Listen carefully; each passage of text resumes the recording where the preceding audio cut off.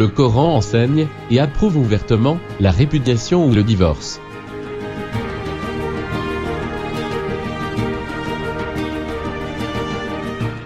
Vous ne pourrez jamais être équitable entre vos femmes, même si vous en êtes soucieux. Ne vous penchez pas tout à fait vers l'une d'elles, au point de laisser l'autre comme en suspens. Mais si vous vous réconciliez et vous êtes pieux, donc Allah est certes pardonneur et miséricordieux. Si les deux se séparent, Allah, de par sa largesse, accordera à chacun d'eux un autre destin. Et Allah est plein de largesse et parfaitement sage. Ô prophète, dis à tes épouses, si c'est la vie présente que vous désirez et sa parure, alors venez, je vous donnerai les moyens d'en jouir, et vous libérerai par un divorce sans préjudice. Ô vous qui croyez, quand vous vous mariez avec des croyantes et qu'ensuite vous divorcez d'avec elles avant de les avoir touchées, vous ne pouvez leur imposer un délai d'attente. Donnez-leur jouissance d'un bien et libérez-les par un divorce sans préjudice. Ô prophète, quand vous répudiez les femmes, répudiez-les conformément à leur période d'attente prescrite, et comptez la période, et craignez Allah votre Seigneur. Ne les faites pas sortir de leur maison, et qu'elles n'en sortent pas, à moins qu'elles n'aient commis une turpitude prouvée. Telles sont les lois d'Allah.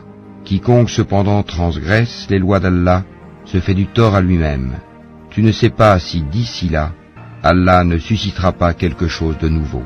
Puis, quand elles atteignent le terme prescrit, retenez-les de façon convenable, ou séparez-vous d'elles de façon convenable, et prenez 2 hommes intègres parmi vous comme témoins, et acquittez-vous du témoignage envers Allah.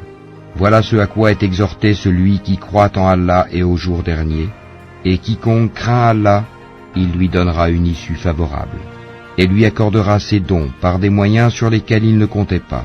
Et quiconque place sa confiance en Allah, Allah lui suffit. Allah atteint ce qu'il se propose, et Allah a assigné une mesure à chaque chose.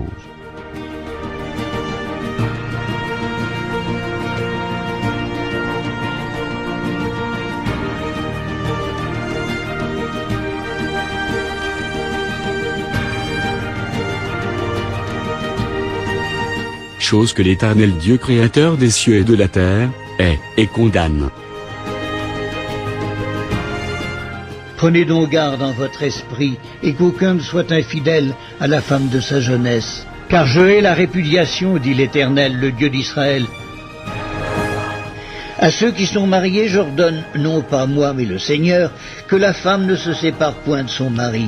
Si elle est séparée, qu'elle demeure sans se marier, ou qu'elle se réconcilie avec son mari, et que le mari ne répudie point sa femme.